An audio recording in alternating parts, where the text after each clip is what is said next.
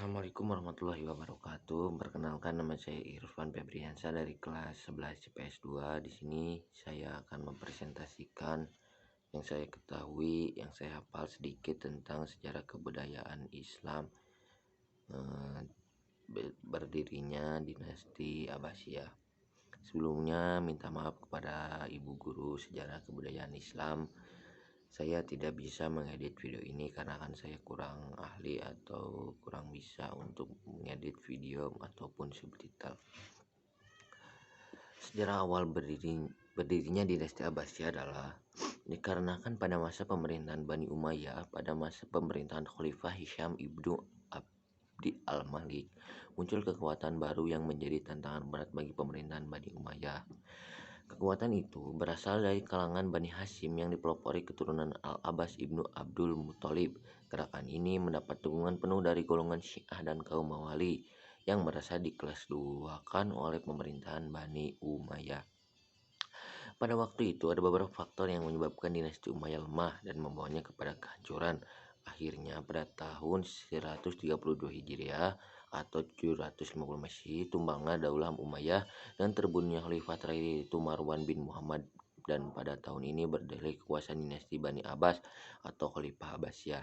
Karena pada pendiri dan penguasa dinasti itu keturunan Al-Abbas paman Nabi Muhammad SAW, dinasti Abbasiyah didirikan oleh Abdullah ibnu Al-Abbas. Kekuasaannya berlangsung dalam rentan waktu yang panjang dari tahun 1132 Hijriah sampai dengan 656 Hijriah. Selama berkuasa, pemerintahan yang diterapkan berbeda-beda sesuai dengan perubahan politik, sosial, dan budaya.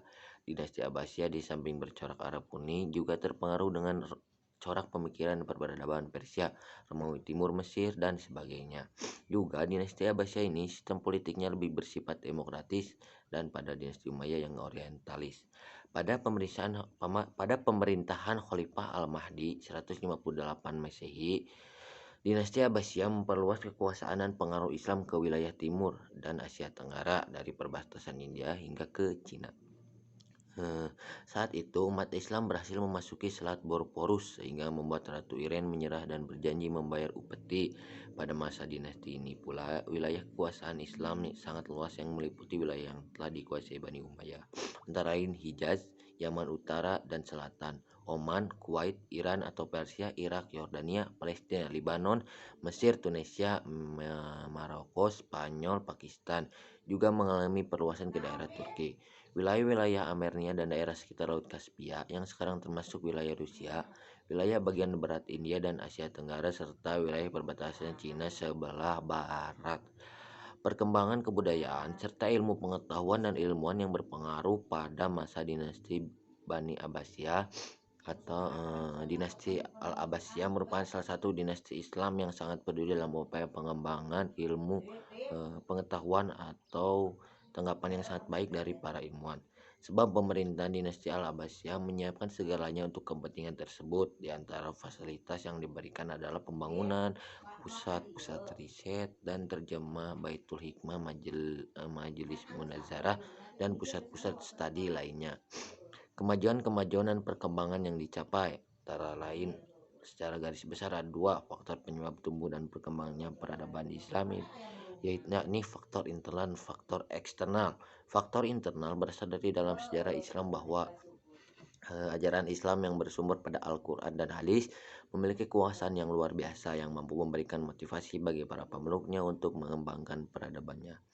Sedangkan faktor eksternal atau faktor dari luar merupakan proses sejarah umat Islam di dalam kehidupan yang dijiwai oleh nilai-nilai ajaran Islam.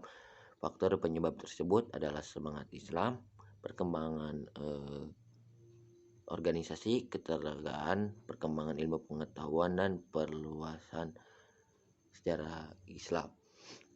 Mungkin sekian yang saya dapat bisa sampaikan. Mohon maaf bila banyak perkataan-perkataan saya yang kurang tepat atau salah, mohon dikoreksi oleh ibu.